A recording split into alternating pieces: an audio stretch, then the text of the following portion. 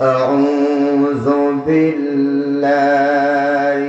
من الشيطان الرجيم. بسم الله الرحمن الرحيم. لا أقسم بهذا البلد وأنت حل بهذا البلد. قال النبي صلى الله عليه وسلم: وعن أبي هريرة رضي الله تعالى عنه أنه قال: قال رسول الله صلى الله عليه وسلم: طلب الكسب الحلال فريضة بعد الفريضة. متفق عليه. وقال تعالى في شان حبيبك محمد সাল্লাল্লাহু আলাইহি ওয়াসাল্লাম। আমি আপনাদের মাঝে মেহমান হিসাবে কোরআনুল কারীমের 90 নম্বর সূরা নাম হলো সূরাতুল বালাদ। এইখান থেকে দুটো আয়াত তেলাওয়াত করেছি। নবীজির অসংখ্য হাদিস থেকে বুখারী এবং মুসলিম থেকে একটা হাদিস আমি তেলাওয়াত করেছি। দুটি আয়াত ও একটি হাদিসের আলোকে খুব মুক্তাসার অল্প সময়, যেহেতু শীতের রাত, আমি আপনাদেরকে কষ্ট দেব না। ফজরের নামাজ আমাদের জামাতের সাথে আদায় করতে হবে ইনশাআল্লাহ। সেই জন্য খুব অল্প সময় কথা বলে আপনাদেরকে নিয়ে দোয়া করব ইনশাআল্লাহ। আসুন সর্বপ্রথম আমরা আমাদের তেলাওয়াতকৃত আয়াত দুটির শাব্দিক বা সরল অনুবাদ শুনি। আল্লাহ কি বলে আজকে তেলাওয়াতকৃত আয়াতে? আল্লাহ বলে: লা উকসিমু বিহাযাল বালাদ। লা মানি না, উকসিমু মানে হলো কসম। বিহাযাল বালাদিল আমিন, পবিত্র নগরীর, পবিত্র শহরের কসম।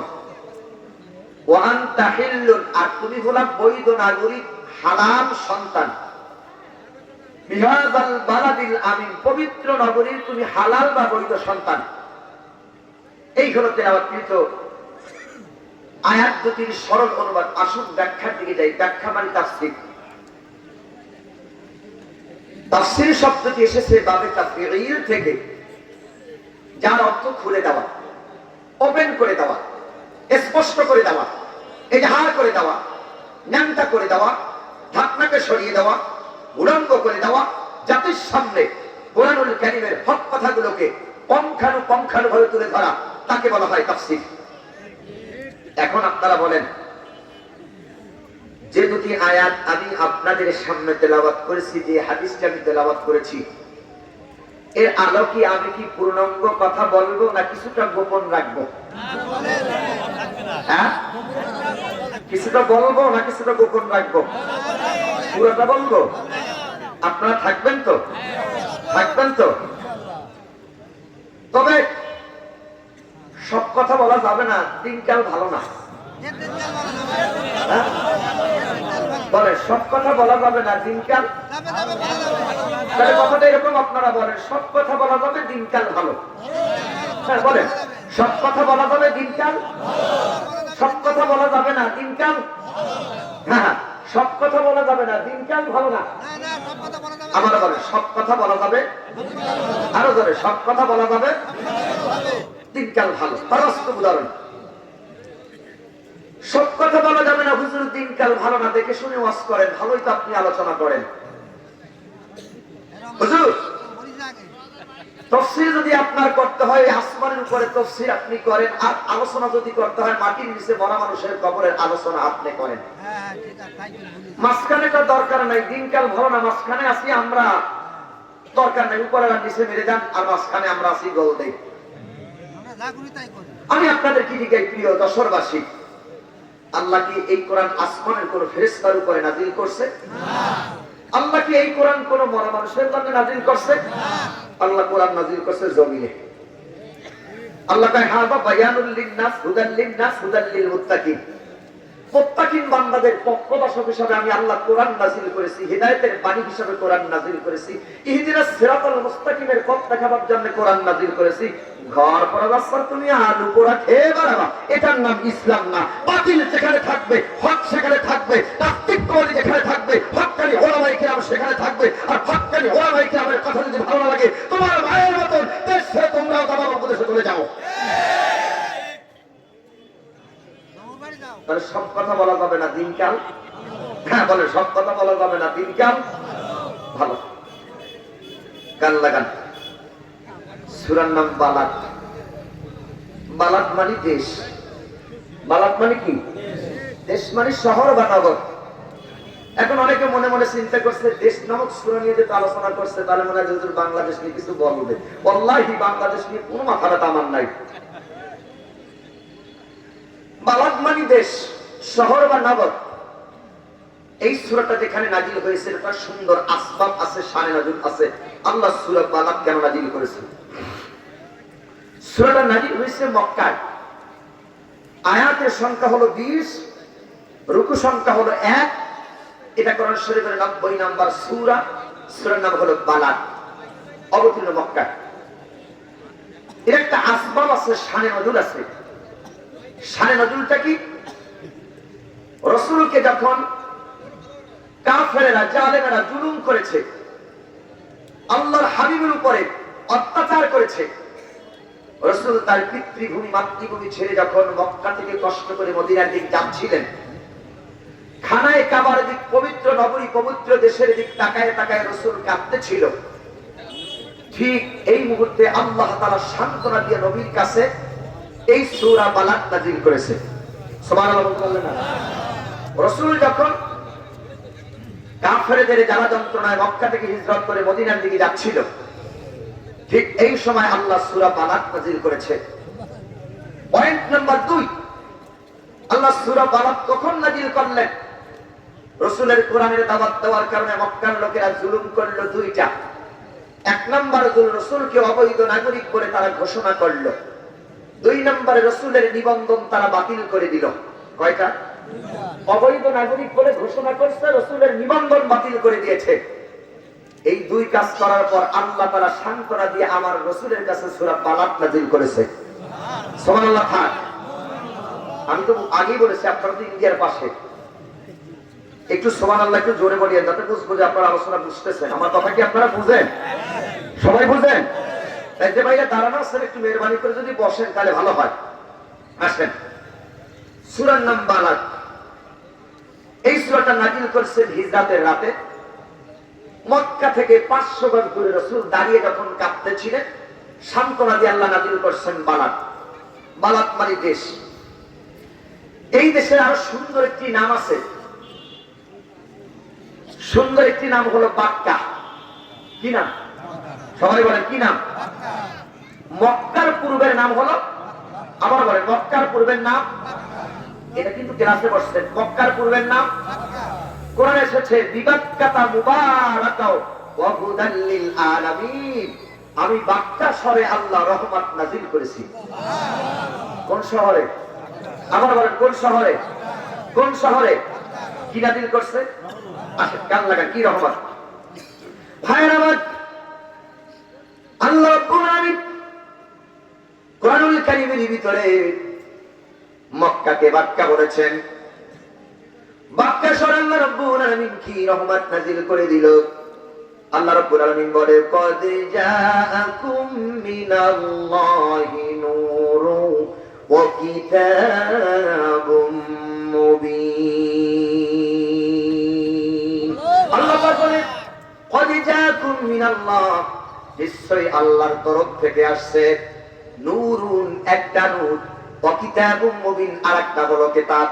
ওয়াইসুল মুফাসসিরিন আব্বাস রাদিয়াল্লাহু তাআলা আনহু এবং জমহুর উলামায়ে কিরাম, জমহুর মুফাসসিরিনে কিরাম বলেন এই নূর দ্বারা উদ্দেশ্য হচ্ছেন নবী মুহাম্মদ রাসূলুল্লাহ সাল্লাল্লাহু আলাইহি ওয়াসাল্লাম। আর কিতাবুম মুবিন দ্বারা সুস্পষ্ট আল্লাহর কোরআনকে বোঝানো হয়েছে।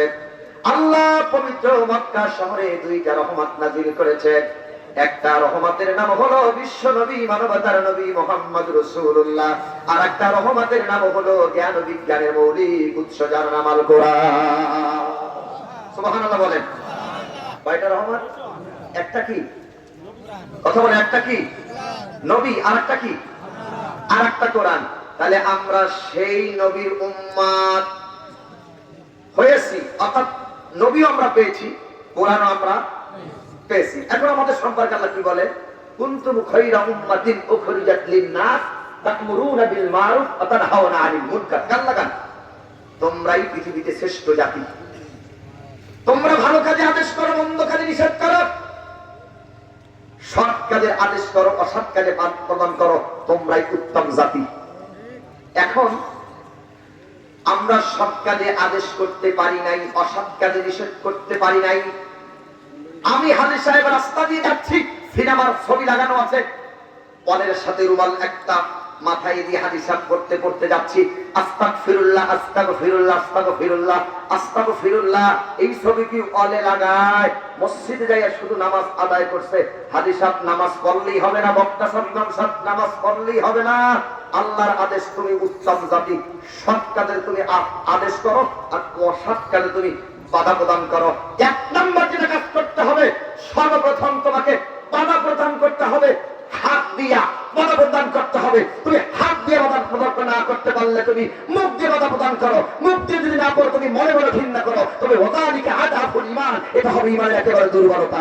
সুতরাং আমরা বাধা প্রদান করছি না, যেমন খুশি তেমন চলছি, যেমন খুশি তেমন চলছি, যেমন খুশি তেমন চলছি। তার মানে হুজুর দিনকাল ভালো না, কথা বলিয়েন না, দিনকাল ভালো না, কথা বলিয়েন না। হুজুর মসজিদে শুধু ইয়া নবী সালাম আলাইকা গরম গরম জিলাপি খান, আর সমাজে কোনো কথা আপনি বলিয়েন না। মসজিদে ইমাম সাহেব শুধু নামাজ পড়াইলেই হবে না, সৎ কাজে আদেশ দিতে হবে আর অসৎ কাজে নিষেধ করতে হবে। এটা একজন আমি ইমানদার হিসাবে আল্লাহ আমাকে সেই দায়িত্ব দিয়েছে। ভাইরা কান লাগান। তাহলে আমরা উত্তম জাতি, কথা কার? আরো বলবার কথা কার? এখন উত্তম জাতির কাজ কি হবে? উত্তম না নিকৃষ্ট? কথা উত্তম না নিকৃষ্ট? আসেন, উত্তম কাজটা কি? আল্লাহ দলিল দিচ্ছে। উত্তম কাজ হচ্ছে তোমরা মানুষদেরকে দাওয়াত দেবে, আহ্বান করবে। কোন জাতিকে তোমরা আহ্বান করবে? ইন্নাল ইনসানা লাফি খুস, নিশ্চয়ই যারা পৃথিবীর মানুষ ক্ষতিগ্রস্ত আছে, এই ক্ষতিগ্রস্ত জাতিকে বাঁচাবার জন্য তোমার এক নম্বর কাজ হলো ওয়াতাওয়াসাউ বিল হক, ওয়াতাওয়াসাউ বিল হক। এক নম্বরে তোমার কাজ হলো হকের দাওয়াত দেওয়া। কথা কার? হকের দাওয়াত। কিসের দাওয়াত? আসেন, রাসূল এখন কেন পাঠালেন? কোরআন আল্লাহ কেন পাঠালেন? এইবার কান লাগান। সম্মানিত ভাইরা আমার, রাসূল আল্লাহ কেন পাঠালেন? কোরআন আল্লাহ কেন পাঠালেন? রহমত আল্লাহ দুটা কেন দিলেন? আল্লাহ রাব্বুল আলামিন বলেন, হুয়াল্লাযী আরসালা রাসূলাহু বিল হুদা ওয়া দীনিল হক ওয়া দীনিল হক্কি লিইয়ুযহিরাহু আলাদ দীনি কুল্লিহি ওয়া কাফা বিল্লাহি শাহীদা। আল্লাহ রাব্বুল আলামিন বলেন, আমি আমার নবীকে দ্বীনি হক আর সত্যের বিধান সহকারে পাঠাইছি, যাতে করে তিনি দ্বীনের দাওয়াত দিতে পারে, হকের দাওয়াত দিতে পারে। এইবার কান লাগান। দ্বীনি হক আর সত্যের বিধানের নাম হলো কোরআন। এই কোরআন নবীকে আল্লাহ দিলেন, সত্যের বিধান দিলেন, সত্যের মাপকাঠি দিলেন। এই সত্যের মাপকাঠিকে আল্লাহ রাব্বুল আলামিন বলেন, তাবারাকাল্লাযী নাযালাল ফুরকানা আলা আবদিহি লিয়াকুনা লিল আলামিনা নাযীরা। অতি বরকতপূর্ণ সেই মহান সত্তা, যিনি তার এক বান্দার কাছে ফুরকান অবতীর্ণ করেছেন, তার মানে হলো সত্যের মাপকাঠি দিয়েছেন। এখন ফুরকান কি? কান লাগান। ফুরকান হচ্ছে আল ফারকু বাইনাল হক ওয়া বাইনাল বাতিল, সত্য এবং মিথ্যা পার্থক্য করে দেয়। তাকে আল্লাহর কোরআনের ভাষায় বলা হয় ফুরকান। তাকে কি বলা হয়? আল হক ওয়াল বাতিল। আল ফুরকান হক আর বাতিল এই যে পার্থক্য করে দেয়, সীমারেখা নির্ধারণ করে দেয়, হালাল এবং হারাম, বৈধ এবং অবৈধের সীমারেখা নির্ধারণ করে, তাকে বলা হয় ফুরকান। তাকে কি বলা হয়? ফুরকান। এই ফুরকান আল্লাহ তার রাসূলের কাছে দিলেন, হক আল্লাহ দিলেন হকের দাওয়াত দেওয়ার জন্য। এইবার কান লাগান, আল্লাহ রাসূলকে কেন পাঠালেন আর কোরআন আল্লাহ কেন দিলেন? ভাইরা আমার, আল্লাহ রাসূল পাঠালেন, আল্লাহ কোরআন দিলেন। আল্লাহ রাব্বুল আলামিন কোরআন দিয়া বলে, ইয়া আইয়ুহার রাসূল বাল্লিগ মা উনজিলা ইলাইকা মির রাব্বিক। ইয়া আইয়ুহার রাসূল, হে রাসূল, বাল্লাগা ইউবাল্লিগু তাবলিগান, হে নবী আপনি তাবলীগ করেন, বিমা উনজিলা ইলাইকা মির রাব্বিক, রবের পক্ষ থেকে যে কোরআন আসছে কান লাগান। হে রাসূল আপনি জাতির সামনে কোরআন পৌঁছায়া দেন। দ্বিতীয় রাকাতের ভিতরে সূরা যারিয়াতের শেষ অংশে আল্লাহ বলেন, ফাযাক্কির বিল কুরআনি মান ইয়াখাফু ওয়াঈদ। যাক্কারা ইউযাক্কিরু মুযাক্কিরান, হে নবী আপনি উপদেশ দেন, দাওয়াত দেন কোরআন দিয়া। এইবার আল্লাহ বলেন, রাসূল কোরআন দিয়ে উপদেশ দেন, কোরআন দিয়া দাওয়াত দেন, হকের দাওয়াত আপনি দেন, মানুষদেরকে ওয়াতাওয়াসাবিল হক, হকের দাওয়াত আপনি শোনান। আল্লাহ নবী কোরআন পেয়ে হকের দাওয়াত দেওয়ার জন্য মক্কাবাসীর কাছে রাসূল ছুটে গেলেন। এইবার দেখেন ইতিহাস, মক্কাবাসীর কাছে রাসূল ছুটে গেল, মক্কাবাসীকে রাসূল আহ্বান করলো, ইয়া আইয়ুহান নাস কুলু লা ইলাহা ইল্লাল্লাহ তুফলিহুন। আল্লাহ নবী বললেন, ইয়া আইয়ুহান নাস, হে মানুষেরা তোমরা বলো, কুলু লা ইলাহা ইল্লাল্লাহ, আল্লাহ ছাড়া কোনো ইলাহ নাই, মাবুদ নাই, উপাস্য নাই, আজ্ঞাতা নাই, বিধানদাতা নাই। সৃষ্টি যার হুকুম চলবে তার, আকাশ আর জমিন যার আইন চলবে তার। এবার কান লাগান, আকাশ আর জমিন যার আইন চলবে তার।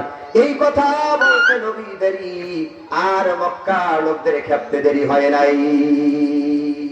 ভাই আমার, রাসূল কি কথা বললেন?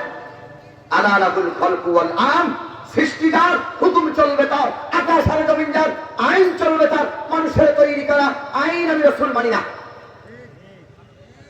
আজকে গোটা সমাজে আল্লাহর আইন নাই, গোটা সমাজে আল্লাহর আইন নাই। আমার এই দেশ স্বাধীন হয়েছে 53 বছর। এই 53 বছর স্বাধীনতার দেশে কেউ চালাইছে স্বামীর আইন, কেউ চালাইছে বাবার আইন, আর কেউ চালাইছে ব্রিটিশের আইন। ঠিক কিনা? যদি কোরআনের আইন এদেশে প্রতিষ্ঠিত করত, সৃষ্টিটার হুকুম চলবে তার, আকাশ আর জমিন যার আইন চলবে তার, কোরআনের হুকুম সমাজে যদি প্রতিষ্ঠিত হতো, দেশে যদি কোরআনের আইন প্রতিষ্ঠিত হতো, তাহলে 5ই আগস্ট এদেশ ছেড়ে কারো পালানো লাগতো না। কথাটা ঠিক কিনা? তার বাস্তব উদাহরণ সামনে দিক আস্তে আস্তে সূরা বাবার দিকে যাচ্ছে, খুব গভীর মনোযোগ আছে তো আপনাদের? তাহলে স্বাধীনের পরে এই দেশে কেউ আমরা কোরআনের আইন দেখি নাই, দেখছি সব স্বামীর আইন আর কি আইন? বাবার আইন। আর আল্লাহ বলে আকাশ আর জমিন যার আইন চলবে তার। রাসূল সেই কথাটা মক্কাবাসীর কাছে গিয়ে বলল, হে মক্কাবাসী, তোমরা বলো লা ইলাহা ইল্লাল্লাহ, আল্লাহ ছাড়া কোনো ইলাহা নাই, মাবুদ নাই, উপাস্য নাই, আজ্ঞাতা নাই, বিধানদাতা নাই, হুকুমদাতা নাই। রাসূল এই কথাই শুধু বলছে। এই কথা বলতে দেরি মক্কার লোকদের আর খ্যাপতে দেরি হয় না। খ্যাপ বুঝলেন তো আপনারা? রাগ করতে দেরি হয় নাই। রাসূল এই কথা বলছে যে আকাশ আর জমিন যার আইন চলবে তার। আবু জাহেল, উতবা, সাহেব, আবু লাহাব, এদের আইন সমাজে বাস্তবায়ন হতে দেওয়া হবে না। আল্লাহর জমিনে আল্লাহর আইন চলবে। বয়স হয়ে গেল 40, কেউ তার কিছু বলে নাই। যখনই বলল যে এই সমাজে আইন চলবে আল্লাহ, জমিন আল্লাহর, আকাশ আল্লাহর, আইন চলবে আল্লাহ, ওরা চিন্তা করলো আল্লাহর জমিনে যদি আল্লাহর আইন যদি আমি হয়ে যায়, চুরি করা যাবে না, ডাকাতি করা যাবে না, জেনা করা যাবে না, মদ খাওয়া যাবে না, দেশের টাকা বিদেশ করা যাবে না। ওরা বলল এটা আবার কেমন বলে মুহাম্মদ? আমাদের সমাজে এত বড় বড় নেতা, এই নেতার আইন চলবে না, মুহাম্মাদের আল্লাহর আইন চলবে। ঠেকাও মুহাম্মদকে। খুব গভীর ষড়যন্ত্র ওরা করল। রাসূল কালেমার দাওয়াত নিয়ে গেল, যেমন আকাশ আর জমিন যার আইন চলবে তার। এই কথা বলতে দেরি মক্কার লোকদের ক্ষেপ দেওয়া দেরি হয় নাই। মক্কার লোক ক্ষেপে কি বলল? আল্লাহ সূরা ফুরকানে সেই কথাগুলো তুলে ধরছে। কান লাগান। সম্মানিত ভাইরা আমার, 40 বছর আল্লাহর নবীর কোন শত্রু ছিল না। যখন বলছে লা ইলাহা ইল্লাল্লাহ আলাহুল খালকু ওয়াল আম, সৃষ্টির হুকুম চলবে তার, এই কথা নবীজি বলতে দেরি মক্কার লোকদের ক্ষেত্রে দেরি হয়নি। এবার মক্কার লোকেরা কি কথা বলল, জালেমেরা কি কথা বলল, আল্লাহ সূরা ফুরকানে তুলে ধরলেন। ওরা বলল ওয়াকালু মা লিহাদার রাসূল ইয়াকুলু আত-তাআমা ওয়া ইয়ামশি ফিল আসওয়াক লাউলা উনজিলা ইলাইহি মালাক ফায়াকুনা মাআহু নাযীরা।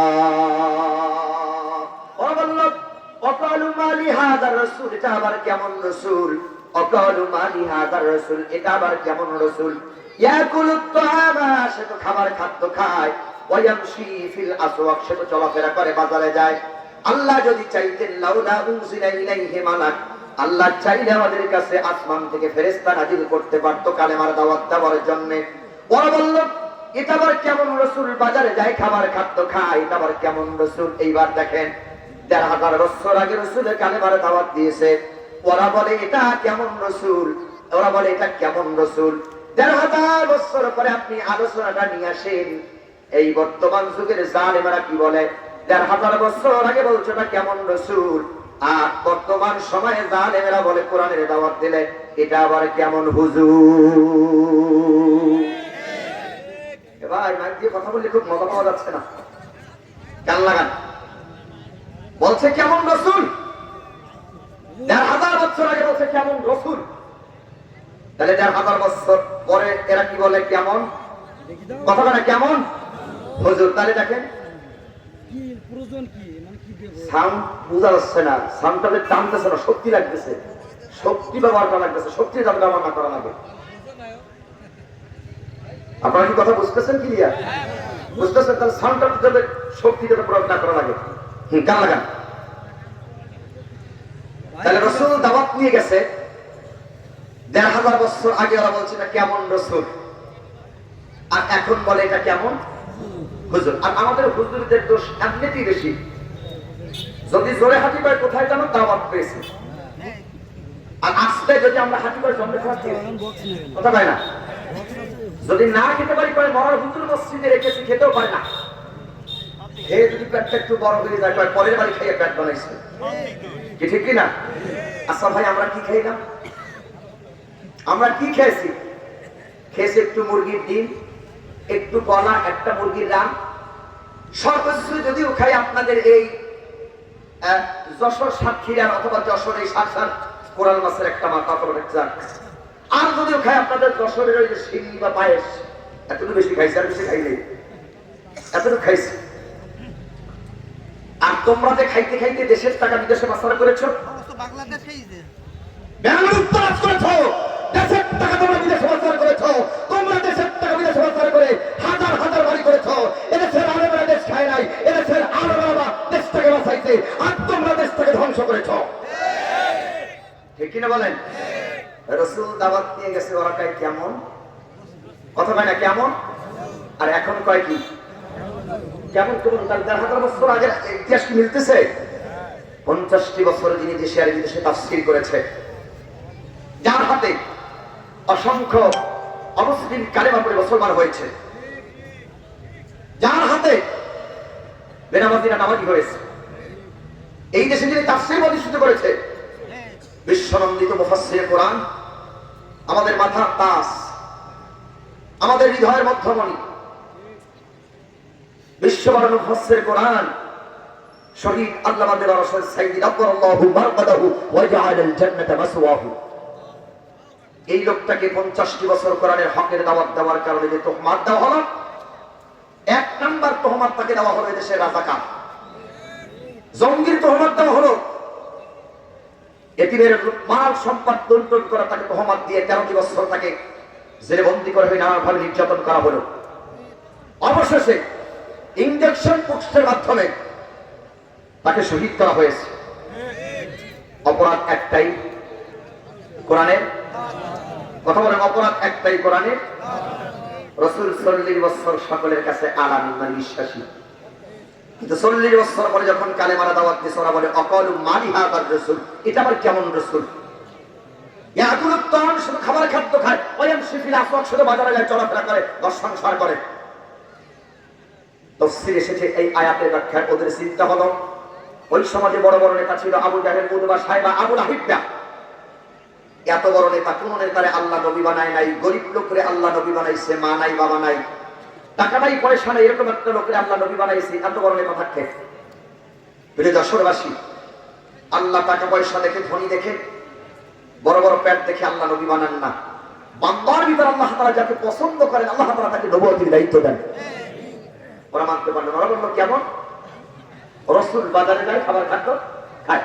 ওরা বলে এই রাসূল না পাঠিয়ে যদি লাউ লাউ মুনজিলা ইলাইহি মালাক, আল্লাহ যদি আমাদের কাছে আসমান থেকে ফেরেশতা নাযিল করত কালেমার দাওয়াত দিতে আমরা মানতাম, কিন্তু মুহাম্মাদের নেতৃত্ব মানি না। হুজুর সব আপনা মানি, কিন্তু তাল গাছটা আমার, সালিসির সব মানি, তাল গাছ আমার। ভাইরা আমার, গভীর মনোযোগ। রাসূল কালেমার দাওয়াত দিতে 40 বছর। ওরা বলল কেমন রাসূল বাজারে যায়, খাবার খাদ্য খায়, এমন রাসূল না বানায়া, এমন নবী না বানায় যদি আল্লাহ আসমান থেকে আমাদের কাছে ফেরেশতা নাযিল করত কালেমার দাওয়াত দেওয়ার জন্য, আমরা তাও মানতাম। কিন্তু মুহাম্মাদের মতো নেতার নেতৃত্ব আমরা মানি না, রাসূলের নেতৃত্ব আমরা মক্কাবাসী নিতে পারি না, আব্দুল্লাহর বেটা এতিম সন্তানের নেতৃত্ব আমরা মানতে পারি না। ওয়া নবী আল্লাহ আল্লাহ মুহাম্মাদের মতো লোকরে নবী না বানায়া যদি আসমান থেকে কালেমার দাওয়াত দেওয়ার জন্য আমাদের জন্য নবী পাঠাতাম, আমরা তা মানতাম। আল্লাহ রাব্বুল আলামিন ওই কাফের জালেমদের কথা সূরা আনআমের 111 নম্বর আয়াতের ভিতরে আল্লাহ তুলে ধরেন আর বলেন, আল্লাহ রাব্বুল আলামিন বলেন কেন ফেরেশতা নাযিল করে নাই? ওয়ালাউ আন্নানা নাসালনা ইলাইহিমুল মালাইকাতা ওয়া কাল্লামাহুমুল মাউতা وحشرنا عليهم كل شيء قبلا ما كانوا ليؤمنوا إلا أن يشاء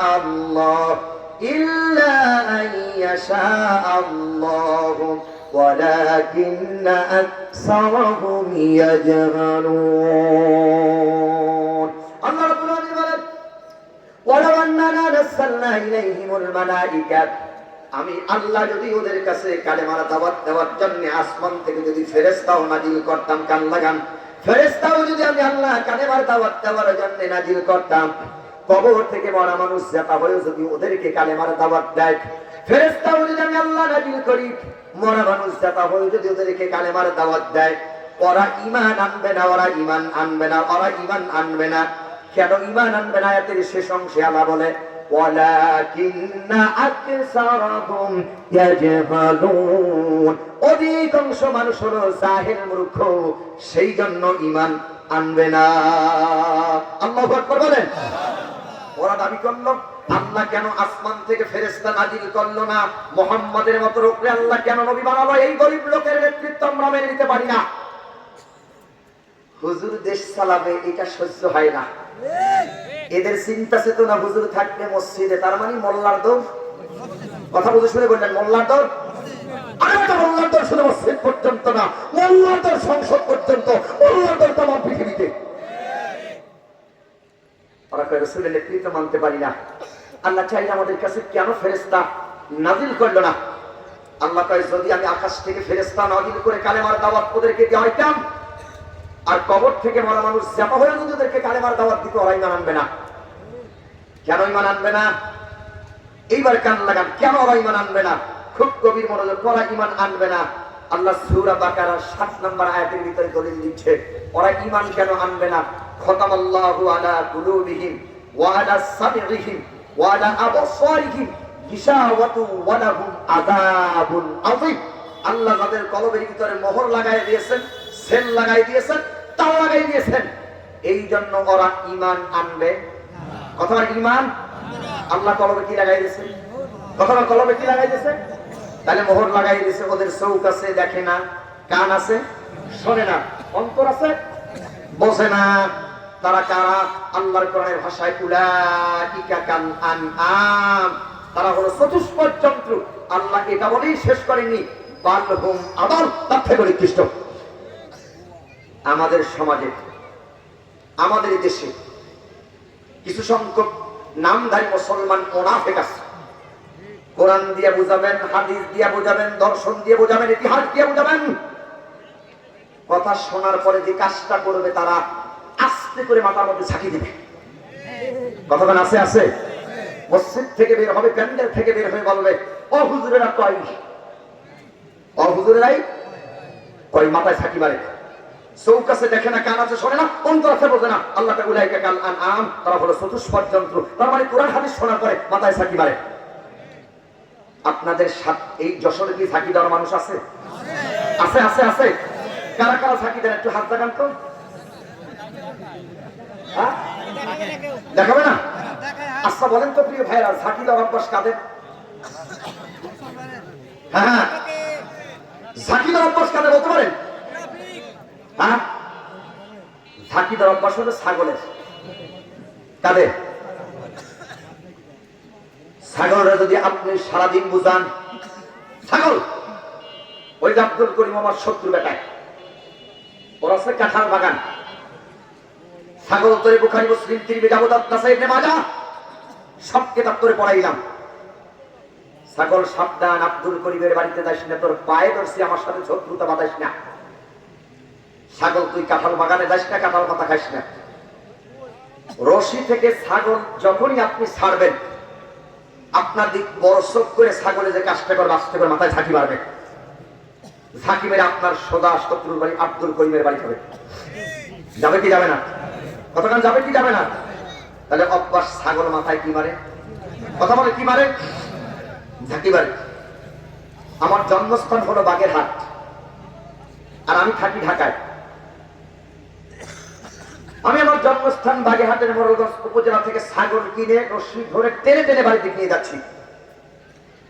মাছ পথে দেখি ছাগল দিয়েছে খামি বা ব্রেক। আপনাদের যশোরের ছাগল কি খামি দেয় ভাই? কথা বলে দেয়? তাহলে আমাদের বাগেরহাট মোড়লগঞ্জের ছাগলের তরিকা আর আপনাদের যশোরের ছাগলের তরিকা ঠিক আছে কি? ঠিক আছে কিনা? কি রে, ছাগল খামি দিল কেন? টাকা তো কম দিনে, ছাগল খামি দেয় কেন? ছাগল দেখি খামি দিয়ে সোজা কোনো দিক তাকায় না, একেবারে আমার দিক তাকিয়ে আছে।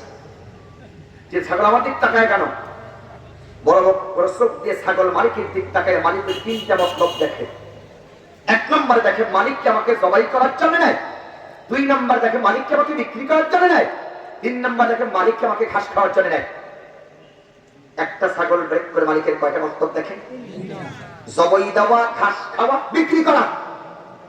একটা ছাগল ব্রেক করে মালিকের তিনটা মতলব দেখলো, ফিস করলো। অমানুষ। প্রিয় যশোরবাসী, একটা ছাগল ব্রেক করে মালিকের তিনটা মতলব দেখলো। আমি সৃষ্টির শ্রেষ্ঠ ছাগল মাতলুকা কাররামনা বানি আদম। বানি আদমকে আল্লাহ সম্মানিত করেছে, শ্রেষ্ঠ জাতি আমরা মানুষ। কুনতুম খায়রা উম্মাতিন উখরিজাত লিন-নাস, আমরা এই পৃথিবীর শ্রেষ্ঠ মানুষ। একটা ছাগল ব্রেক করে মালিকের তিনটা মতলব দেখলো। আর আমি মানুষ একবার ব্রেক করে দেখলাম না, কোন নেতার পিছনে হাঁটছি, কোন নেতার পিছনে নেতৃত্ব দিচ্ছি, নেতাইকে আমার জান্নাতে নেয় না জাহান্নামে নেয়, একবার ব্রেক করে দেখলাম না। তাই আল্লাহ বলে উলাইকা কাল আনআম, তারা হলো চতুষ্পদ যন্ত্র, বালহুম আদাল, তার থেকে নিকৃষ্ট। আমাদের সমাজে এত নিকৃষ্ট মানুষ আছে, কোরআন আর হাদিস দিয়ে বোঝাবার পরে বোঝে না, ছাগলের মতো আস্তে করে মাথায় ঝাঁকি মারে। আছে আছে আছে আছে। আপনাদের মনে কষ্ট হচ্ছে? আলোচনা চলবে চলবে। সূরার নাম কি জানো? মালাক মানে কি? দেশ। আমি এই দিক থেকে কেন আলোচনাটা টানতেছি, শেষ পর্যন্ত না বসলে বুঝবেন না। আলোচনার বিষয় হচ্ছে রাসূলের নিবন্ধন বাতিল করলো, অবৈধ নাগরিক বলে তারা ঘোষণা করলো। আসেন কান লাগান। কেন ঘোষণা করলো? রাসূল দাওয়াত নিয়ে গেল, ওরা বললো কেমন রাসূল বাজারে যায় খাবার খাদ্য খায়, আল্লাহ চাইলে আমাদের কাছে ফেরেশতা নাযিল করতে পারতো, এই তহমত দিল। শুধু এটা না, ওরা 5টা কাজ করলো। আলামিন থেকে 5টা তহমত তারা দিল। এক নম্বর রাসূলকে বললেন মাজনুন, মাজনুন মানে হলো পাগল কোরআনে দাওয়াত দেওয়ার কারণে। দুই নম্বরে বলেন শাইর, শাইর মানে হলো কবি। 4 নম্বরে রাসূলকে বললেন কাজ্জাব, কাজ্জাব মানে মিথ্যাবাদী। রাসূলকে 4 নম্বরে বললেন বাতার, বাতার মানে শিকট কানা। 5 নম্বরে রাসূলকে বললেন উতুল্লিম বাদা তারিকা জানি। রাসূল কোরআনে দাওয়াত দেওয়ার কারণে যার সন্তান বলে তারা গালি দিয়েছে। তাহলে যারা আল্লাহ রাসূলের কোরআনের দাওয়াত দেওয়ার কারণে রাসূলকে যারা যার সন্তান বলে গালি দিয়েছে, এবার ছেলে ভাইদেরকে যারা যুদ্ধ অপরাধী বলে যারা সাব্যস্ত করেছ, কান লাগাও, কান লাগাও, আল্লাহর কোরআনের ভাষায় তোমরাও যাও সন্তান। কথা বলে ঠিক কিনা? দিদি ভাইরা উপস্থিতি, রাসূল দাওয়াত দিল, লকাব দিল কয়টা? 5টা। এইবার কি কাজ করলো? জালেম এবার কান লাগান। রাসূলের এত তহমত দিল, কিন্তু রাসূলের দাওয়াত বন্ধ করলো না। জালেমেরা 3টা কাজ করলো কোরআনের দাওয়াত বন্ধ করার জন্য। প্রথম বলল, কেমন রাসূল বাজারে যায়, খাবার খাদ্য খায়, রাসূলকে কাজ্জাব, মিথ্যাবাদী বলল, পাগল বলল, শাহী বলল, বাতারা বলল, তার সন্তান বলে গালি দিল, তারপর রাসূল কালেমার দাওয়াত বন্ধ। এইবার জালেমেরা কি করলো? আল্লাহর কোরআনের ভাষা সূরা আনফাল 30 নম্বর আয়াত, জালেমেরা কি কাজ করে? আল্লাহ গান। সম্মানিত ভাইরা আমার, প্রাণপ্রিয় যশোরবাসী, আল্লাহ নবীকে 5টা তহমত দিল, 5টা ট্যাগ লাগানো, তারপরে নবী দাওয়াত বন্ধ করে নেন। এইবার মক্কার লোকেরা, জালেমেরা কি করলো? আল্লাহ সেই জালেমের কথা সূরা আনফালের ভিতরে আল্লাহ তুলে ধরলেন। ওরা কাজ করলো, وَإِذْ يَمْكُرُ بِكَ الَّذِينَ كَفَرُوا لِيُثْبِتُوكَ أَوْ يَقْتُلُوكَ أَوْ يُخْرِجُوكَ وَيَمْكُرُونَ وَيَمْكُرُ اللَّهُ وَاللَّهُ خَيْرُ الْمَاكِرِينَ। আল্লাহ রাব্বুল আলামিন বলেন, জালেমেরা 3টা চক্রান্ত করলো। এইবার কান লাগান। জালেম যখন কোন ক্ষমতার বস্তুকে বসে চেহারে বসে, জালেমেরা জ্ঞানীদের উপরে, জ্ঞানবান লোকদের উপরে, জ্ঞানীদের উপরে, আলেমদের উপরে 3টা জুলুম করে। জালেমেরা যখন ক্ষমতার মস্তকে বসে, 1 নাম্বার কাজ করে জালেমেরা, লিউসবিতুকা, তারে ধরে জেলে বন্দী করে দেয়। আও ইয়াকতুলুকা, জ্ঞানী লোকদেরকে জালেমেরা হত্যা করে। 3 নাম্বার, আও ইউখরিজুকা, জালেমেরা আলেমদেরকে দেশ থেকে দাঁড়ায় দেয়। 1000 বছর আগে আল্লাহ আয়াত নাযিল করেছে জালেমদের কথা। 1 নম্বরে জেলে বন্দী করে, 2 নম্বরে হত্যা করে, 3 নম্বরে তারা দেশ থেকে আলেমদেরকে তাড়ায় দেয়। আর বাস্তব বিগত দিনে আমরা দেখেছি কত আলেমের তারা জেলে বন্দী করেছে, কত আলেমদেরকে ফাঁসির কাস্টে ঝুলাইছে, আর কত আলেমদেরকে তারা দেশ থেকে তাড়ায় দিয়েছে। 1000 বছর আগের জালেম আর বিগত জালেমের ভিতরে কোনো পার্থক্য নাই। কথা বলে ঠিক কিনা? কথাকার আরো ধরে কথাকার। কোরআনের ভাষায় তারা কি কথা বলে? তারা কি? আল্লাহ বলে, আল্লাহু লা ইউহিব্বুজ জালিমিন। আল্লাহ বলে, কোন জালিমকে আল্লাহ তাআলা পছন্দ করে না। কেন পছন্দ করে না?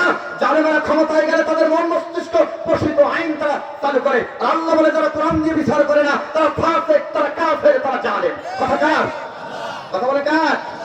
বিগত দিনে যা বিচার হয়েছে সব দলীয়, সঙ্গে থাকলে সঙ্গী আর সঙ্গে না থাকলে জঙ্গি। কথা বলতে হবে, কথা বলতে হবে। সঙ্গে থাকলে সঙ্গে আর সঙ্গে না থাকলে জঙ্গি। তার বাস্তব উদাহরণ দেখেছেন। এই দেশে আসমানি দাঁড়িপাল্লা মিজান আল্লাহ নাযিল করেছেন। ফুরকান আরেকটা নাম হলো আসমানি দাঁড়িপাল্লা। তোমরা আসমানি দাঁড়িপাল্লা দিয়ে দেশ চালাবে, সংসদ চালাবে, তোমরা আসমানি দাঁড়ি দিয়ে মানুষ বিচার ফয়সালা করবে। কিন্তু আসমানি দাঁড়িপাল্লা দিয়ে দেশে বিচার ফয়সালা হয় নাই। সেই জন্য আমরা দেখেছি ঢাকা সুপ্রিম কোর্টের সামনে থেকে সুরত রঞ্জন বালি গুম হয়ে গেছে। কথা কি আমার বুঝতেছেন আপনারা? মনে হয় না বুঝতেছেন আপনারা? আলোচনা কোন দিক যায়? রাসূল কালেমার দাওয়াত দিয়েছে, কয়টা জুলুম করছে? কয়টা? 1 নম্বরে জেলে বন্দী করছে জালেমেরা, 2 নম্বরে নবীকে হত্যা করার পরিকল্পনা করছে, 3 নম্বরে তারা দেশ থেকে তারাই দিচ্ছে। ইতিহাস কি মিলতেছে ভাই? কথাটা ইসলাম কি মিলতেছে? যারা জ্ঞানবান বুঝতে পারবেন ইতিহাস কি মিলতেছে? লক্ষ্য করেন ভাইরা। আল্লাহ নবী মুহাম্মদ রাসূলুল্লাহ সাল্লাল্লাহু আলাইহি ওয়াসাল্লাম, আল্লাহ রাসূল সাল্লাল্লাহু আলাইহি ওয়াসাল্লাম কালেমার দাওয়াত দিলেন। ওরা 3টা চক্রান্ত করলেন। 1 নম্বর চক্রান্ত, নবীকে শিয়াবে আবু তালিব জেলখানায় বন্দী করলেন। এবার কান লাগান, সহিহ বুখারী থেকে হাদিস শোনাচ্ছি। আল্লাহ নবী মায়া নবী, দয়া নবী, উম্মতের কান্ডারি নবী, যেই নবী উম্মতের জন্য হ্যাঁ বললে হালাল হয়, উম্মতের জন্য না বললে হারাম হয়। এই মায়ার নবী কোন শূন্যকূপ দিয়ে গেলে শূন্যকূপের ভিতরে পানি আয়। যেই বাগানের ভিতরে খুরমা নাই, সেই বাগান থেকে আল্লাহ রাসূল হেঁটে গেলে খুরমা আসে। যেই উটের দুধ হয় না, আল্লাহ রাসূল দোয়া করলে উটের ভিতরে দুধ আসে। আল্লাহ নবী মায়া নবী, রহমতের নবী করা কালেমা দাওয়াত দেওয়ার কারণে শিয়াবে আবু তালিব বন্দী করে রাখলেন। একদিন দুই দিন নয়, 3 বছর আল্লাহর নবীকে জেলে বন্দী করে রাখলেন। খাবার খাদ্য ওরা দেয় নাই, ওযুর পানি তারা দেয় নাই। কি কষ্ট তারা দিয়েছে সহিহ বুখারীতে এসেছেন। আল্লাহর নবীকে বাবলা গাছের কাঁটাযুক্ত খাবার দিয়েছেন, পাতা দিয়েছেন। সাহাবীরা বড় কষ্ট করেছেন, আল্লাহর নবী কষ্ট করেছেন। সহিহ মুসলিম থেকে একটি হাদিস শুনে আল্লাহ রাসূল সাল্লাল্লাহু আলাইহি ওয়াসাল্লামকে একদিন মদিনার বাড়িতে হযরত সালমান ফারসি রাদিয়াল্লাহু তাআলা আনহু দেখতে গেলেন। দেখতে গিয়া সালমান ফারসি রাসূলের পেটের দিক লক্ষ্য করে দেখলেন হুজুরের পেট মোবারক পিঠের সাথে লেগে গেছে। সালমান ফারসি ছোট্ট বাচ্চার মতন কেঁদে ফেললেন আর বললেন, ইয়া রাসূলুল্লাহ, এই আরবের লোকেরা মদিনার লোকের বড় বড় কাফেরান করলো, আর আপনার নবীর পেটটা পিঠের সাথে লেগে গেছে। আমি সালমান ফারসি বরদাস্ত করতে পারি না। হুজুর, আপনি আমাকে অর্ডার করুন, আমি আপনার জন্য বাড়ি থেকে কিছু খাবার নিয়ে আসি। সালমান ফারসি রাদিয়াল্লাহু তাআলা রাসূলের দরবার থেকে দৌড় দিলেন বাড়ির দিকে গিয়ে কোনো খাবার পেলেন না। তার বাগান ছিল খেজুরের বাগান বা কুরবা বাগান। বাগানের ভিতরে প্রবেশ করলেন, 2টা বাগান থেকে 2 ধরনের খেজুর নিয়ে আসলেন। একটা বাগান থেকে পাকা খেজুর আর একটার ভিতরে আধা পাকা খেজুর দিয়ে 2 পাত্রের ভিতরে নিয়ে আসলেন। আল্লাহ নবীর সামনে রাখলেন আর বললেন, হুজুর আপনি খান, বাকি কুরবাগুলো সাহাবীদের মাঝে আপনি ভাগ করে দিন। আল্লাহ নবী 2 পাত্র থেকে 2টা খেজুর নিয়ে বলছেন, সালমান ফারসি বলো, আমি আল্লাহ রাসূল কোন পাত্র থেকে খেজুর খাবো? সালমান ফারসি রাদিয়াল্লাহু তাআলা বলেন, ইয়া রাসূলুল্লাহ, আপনি তো মায়ার নবী, দয়ার নবী, আপনি আমার যেই পাত্রের ভিতরে হাত দেবেন ওই পাত্রের ভিতরে আল্লাহ রাব্বুল আলামিন বরকত দিয়ে দেবেন। আল্লাহ নবী 2 পাত্র থেকে 2টা খেজুর নিলেন, হুজুর নিজে খেলেন, সাহাবীদের মাঝে খেজুরগুলো বণ্টন করে দিলেন। খেজুর খাওয়ার পর আল্লাহ নবী 2 হাত তুলে দোয়া করেন, আল্লাহ, আমার সালমান ফারসি আমার ক্ষুধা নিবারণ করেছে, সাহাবীদেরকে খুরমা খাওয়াইছে, আমি রাসূল বড় সন্তুষ্ট হয়ে গেলাম, খুশি হয়ে গেলাম। ইয়া আল্লাহ, সালমান ফারসির বাগানের ভিতরে তুমি বরকত দিয়ে দাও, খেজুর দিয়ে দাও গেছে।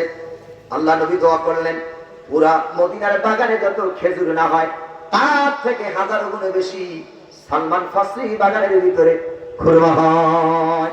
হজ ওমরা করতে যে বছরে যাই মদিনার সব বাগানে ঘুরি, সালমান ফারসির বাগানের ভিতরে ঘুরি, আমি ঘুরে ঘুরে দেখি মদিনার বাগানে যত খেজুর না হয় সালমান ফারসির বাগানে এখনো তার থেকে বেশি খেজুর হয়। আল্লাহ নবী এমন দোয়া দিয়ে গেছেন, কিয়ামত পর্যন্ত সালমান ফারসির বাগানের খেজুর কমবে না। এই মায়া নবী দয়া নবীকে শিহাবে আবু তালিব জেলে বন্দী করলেন, 1 দিন 2 দিন নয়, 3 বছর জেলে বন্দী করলেন যাতে মুহাম্মদ দাওয়াত না দেয়। কিন্তু আল্লাহ নবী জেলখানা থেকে মুক্তি দেওয়া হলো, রাসূল দাওয়াত বন্ধ করে না, আল্লাহ নবী কালেমার দাওয়াত বন্ধ করে না। ইমানদারের বুকে তোমরা যত গুলি চালাও না কেন, ইমানদাররা কোরআন থেকে ইসলাম থেকে তিল পরিমাণ দূরে সরে যায় না। আমার ভাইয়েরা, আল্লাহ নবীকে জেলখানা থেকে মুক্তি দিল, দেওয়ার পর রাসূল তিনি মক্কার নগরীতে কালেমার দাওয়াত দিচ্ছেন। এইবার মক্কার লোকেরা চিন্তা করলো, নবীর উপরে এত জুলুম করলাম, তায়েফের ময়দানে আমরা মারলাম, নামাজে দাঁড়াইছে উঠিয়ে নারী করি আমরা তার পিঠে দিয়ে দিলাম, আমরা তাকে জেলখানায় তারে বন্দী করলাম, 5টা তহমত আমরা লকআপ দিলাম, তারপর মুহাম্মদ দাওয়াত বন্ধ করে না। আসো মক্কা আনে তারা তোমরা কোথায়? এইবার আমরা মক্কার লোকেরা একটা কাজ করি, মুহাম্মাদের বিরুদ্ধে 2টা চক্রান্ত দাঁড় করি, খুব গভীর মনোযোগ ষড়যন্ত্র টিম তারা গঠন করলো। ওই টিমের নাম হলো ট্রাইব্যুনাল। তারা গঠন করলো, লক্ষ্য করেন, জালেমরা ট্রাইব্যুনাল গঠন করলো। ট্রাইব্যুনাল গঠন করে 2টা অপবাদ দিল। 1 নাম্বার অপবাদ হলো রাসূল যে কালেমার দাওয়াত দেয় ওকে কালেমার দাওয়াত বন্ধ করতে হলে 1 নম্বরে ওর নিবন্ধন বাতিল করে দিতে হবে। 2 নম্বরে মুহাম্মদকে দেশের অবৈধ নাগরিক বলে ঘোষণা দিতে হবে। মক্কার লোকেরা নিবন্ধন বাতিল করে দিল কালেমার দাওয়াত দেওয়ার কারণে, অবৈধ নাগরিক বলে তারা ঘোষণা করলো। প্রিয় যশোরবাসী, এবার আপনারা বলেন, তারপরও কি আল্লাহ নবীর কালেমার দাওয়াত বন্ধ হয়েছে? কথা বলেন। যাদাতহুম ঈমানা ওয়া রাব্বিহিম ইয়াতাওয়াক্কালুন। মুমিনদের ঈমান বেড়ে যায় যখন আল্লাহর কোরআন কোরআনের সামনে তেলাওয়াত করা হয়। রাসূল দাওয়াত বন্ধ করলেন না। আপনাদের কি মনোযোগ আছে? কতক্ষণ আছে? আছে। রাসূল দাওয়াত বন্ধ করলেন না, দাওয়াত বন্ধ করলেন না, চালিয়ে যাচ্ছেন। এইবার ওরা যে কাজটা করলো, মুহাম্মদকে এত কিছু করলাম, নিবন্ধন বাতিল করলাম, অবৈধ নাগরিক বলে ঘোষণা করলাম, তারপরে মুহাম্মদ দাওয়াত বন্ধ করে না। আসো মক্কার কাফেররা তোমরা কোথায়? আসো। লিয়াকতুলুকা, নবীকে হত্যা করতে হবে, হত্যা করা ছাড়া কালেমার দাওয়াত বন্ধ করা যাবে না।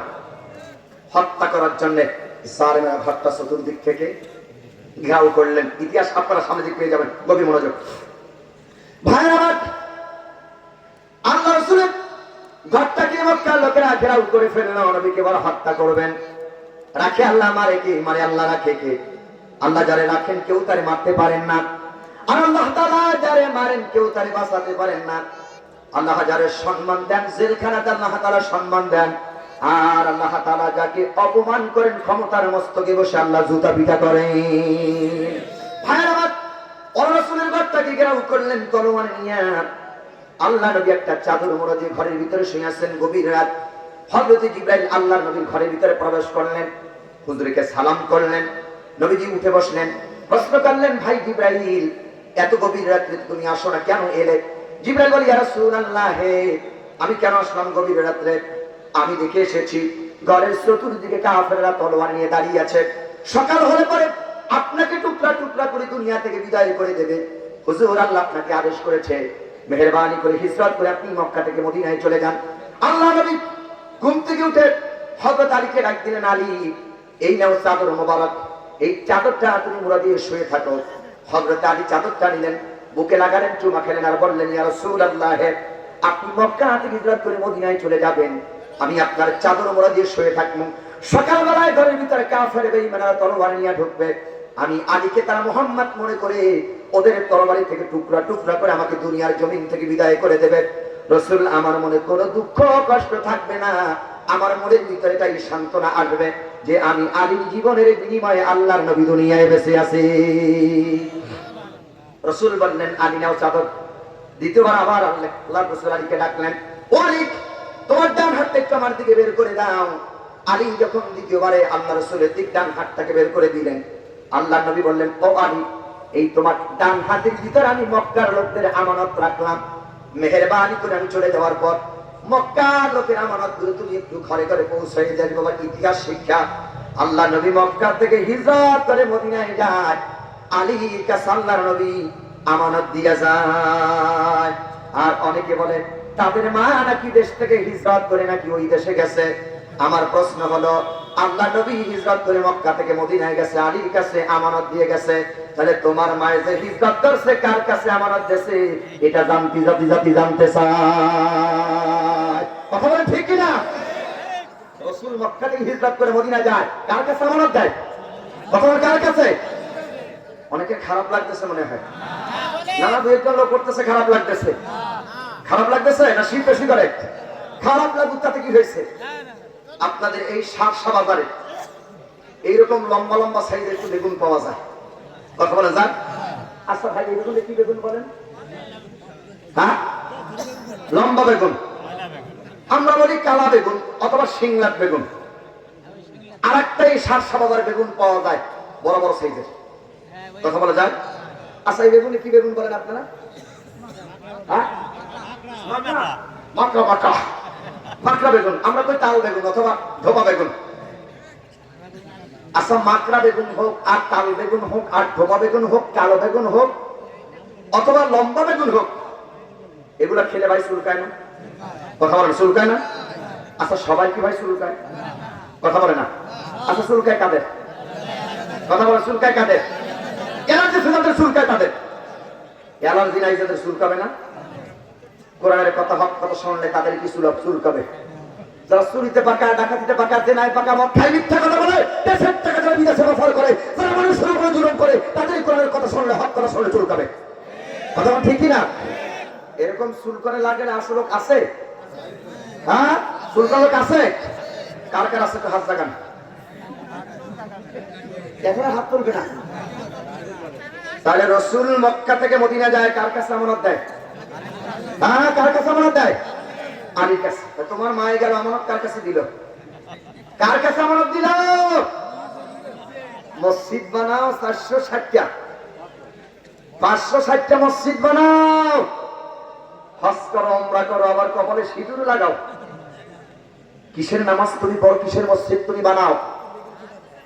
কিসের তাহাজ্জুদ আর তাহজ্জুদ কোরআন মিসাও? এটা সব কত মানুষের উপরে জুলুম করেছো, ব্যারিস্টার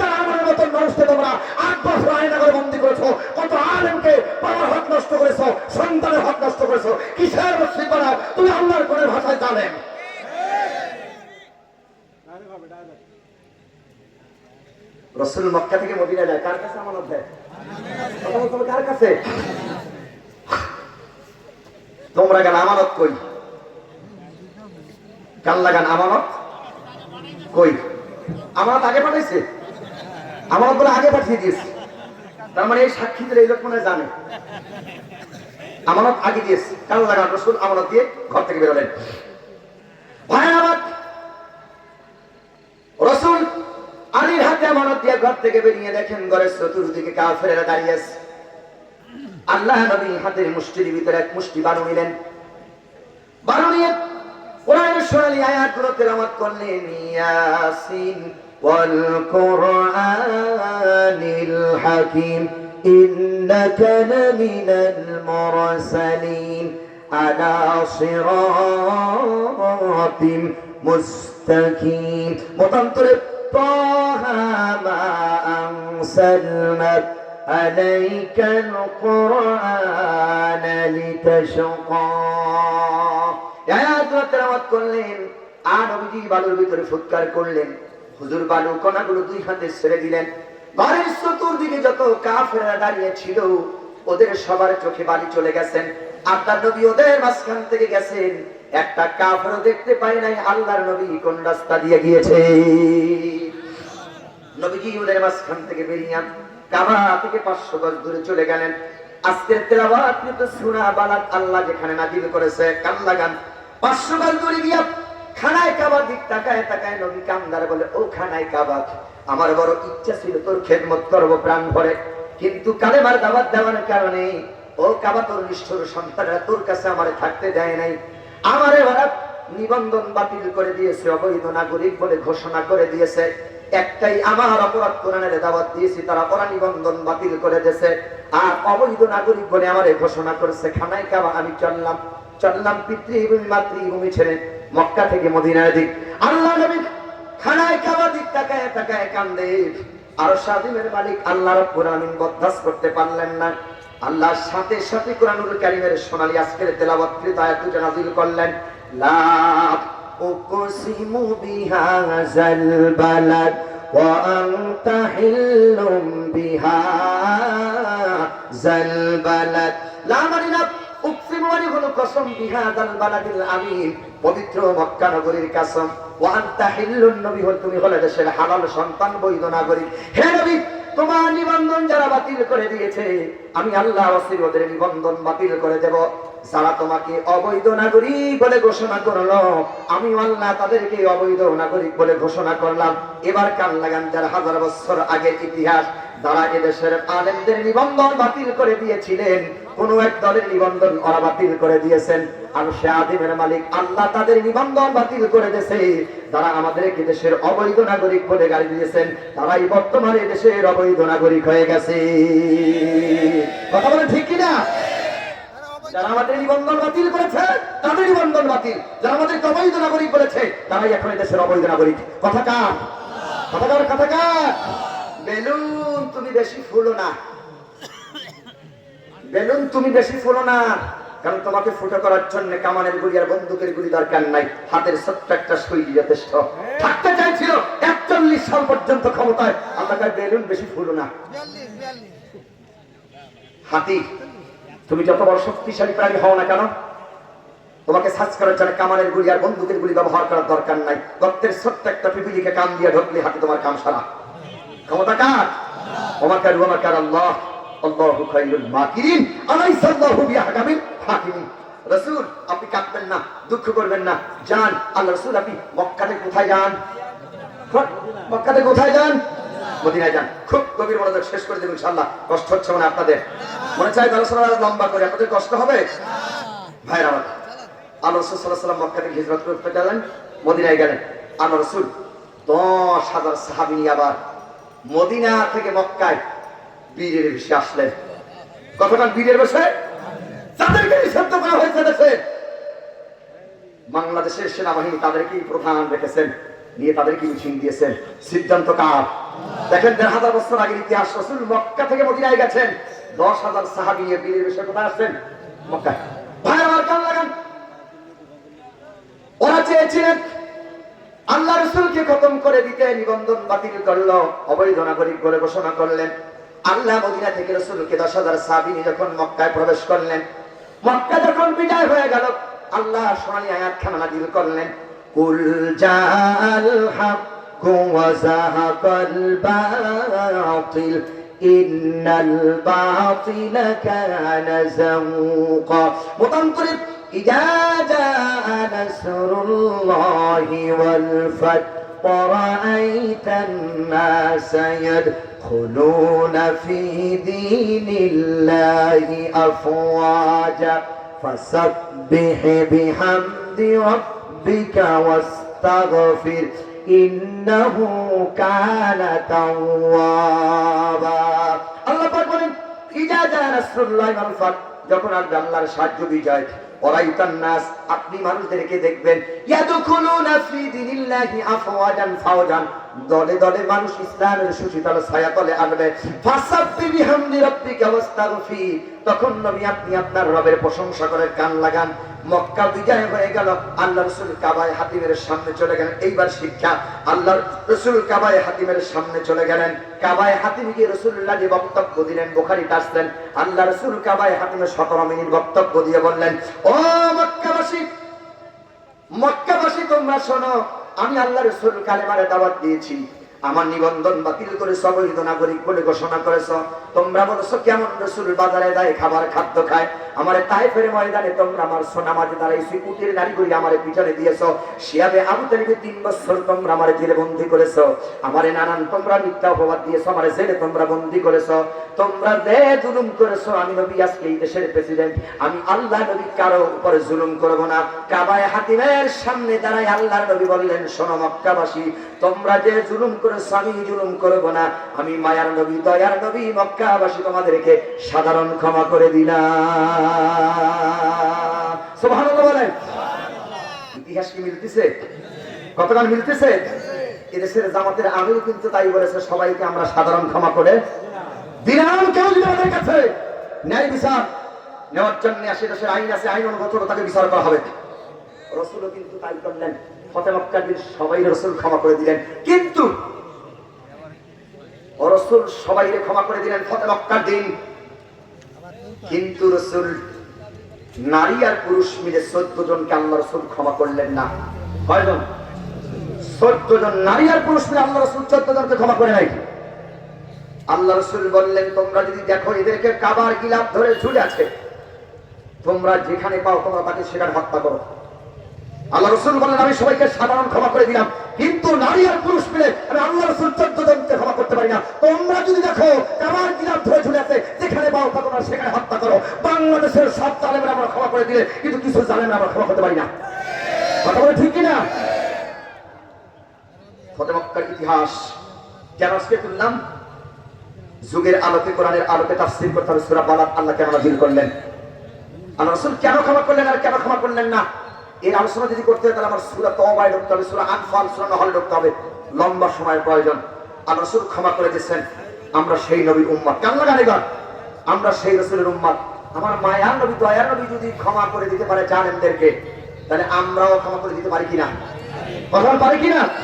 আজকের আলোচনা থেকে লাস্ট মেসেজ আমি আপনাদেরকে দিতে চাইব, প্রতিবাদ নয় ক্ষমা করে দেওয়াই রাসূলের আদর্শ, প্রতিবাদ নয় ক্ষমা করে দেওয়াই রাসূলের সুন্নাত। বলেন, প্রতিবাদ নয় ক্ষমা করে দেওয়া রাসূলের সুন্নাত। বলেন, প্রতিবাদ নয় ক্ষমা করে দেওয়াই রাসূলের আদর্শ, প্রতিবাদ নয় ক্ষমা করে দেওয়াই রাসূলের সুন্নাত। তবে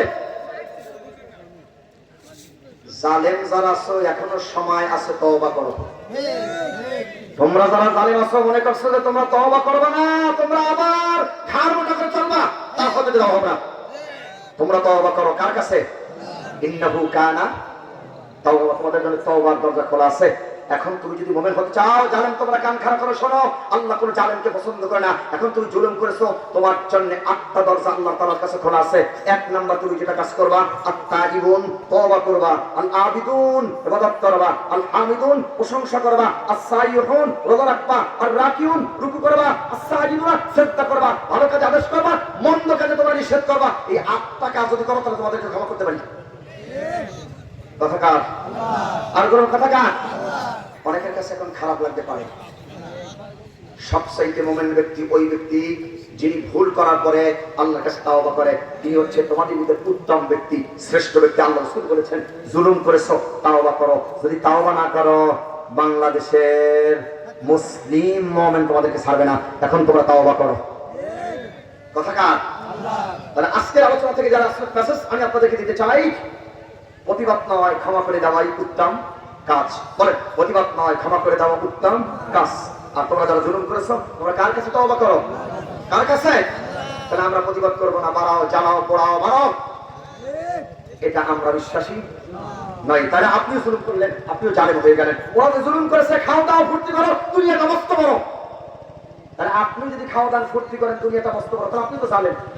কার ভাষা? তাহলে বেলুনের মতন বেশি বলবেন ঠাস। বুঝতে পারছেন কেমন কথা? তাহলে আমরা বেশি বলবো না, আমরা আল্লাহর কাছে তাওবা করি, জীবনের গুনাহের কথা স্মরণ করে গভীর রাতে আমরা তাওবা করব ইনশাআল্লাহ। ইনশাআল্লাহ। তাহলে আজকের প্রজাত না করে আমরা এখান থেকে কেউ যাবো না। রাত এখন বেজে গেছে 12টা, অনেক লম্বা আলোচনা হয়েছে, আল্লাহর শুকর। তবে আজকের আলোচনা, আজকের এই আয়োজন, প্রথম তাফসীর মাহফিল আপনাদের সকলের কাছে কেমন লেগেছে? আগামী বছর তাফসীর হোক, এটা কি আমরা চাই? কারা কারা হাত উঁচু করেন? বিল্লাহি তাকবীর। বসেন সবাই বসেন, এখনই তো হবে। বাবাজি কোথায় যাচ্ছেন? বাবাজি বসেন, দোয়া না করে যাবেন না, বসেন। মানুষ তো কম, মানুষ কম না, যারা আসছে সবাই বসছে। আর যারা বাদাম খাওয়া পাঠিয়ে করে বসবে না যে আল্লাহ কি কোরআনে বলছেন। আপনারা কি আমার কথা বুঝেছেন? তাহলে আগামী বছর তাফসীর হোক, এটা আমরা করবো ইনশাআল্লাহ। বলি ইনশাআল্লাহ। লাস্ট মেসেজ আমি আপনাদেরকে দিতে চাই, এখন আপনাদেরকে নিয়ে দোয়া করবো। অনেকের মা নেই, বাবা নাই, দাদা নাই, দাদি নেই, নানা নাই, নানি নেই, দুনিয়া থেকে বিদায় পেয়ে গেছে।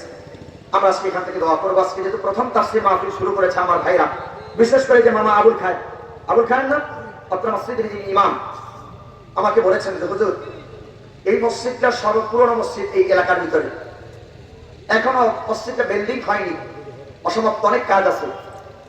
আপনারা দ্বিতীয় বক্তার কাছে অনেকেই দান করেছেন। আপনারা জানেন যে মুসাফির দোয়া করলে দোয়া কবুল হয়। অনেক মানুষ আছেন যে মুসাফির হাতে টাকা দেবেন, দোয়া করবেন, দোয়া নিবেন। আল্লাহ কোনো বড় আছেন, কোনো বান্দা আছেন সেই বেলা যা মুসাফির হাত থেকে দোয়া নেবেন, মসজিদের জন্য 5,000, 1,000, 2,000, 10,000 টাকা দান করবেন, একটু দানের হাতটা আপনার বাড়িয়ে দেন।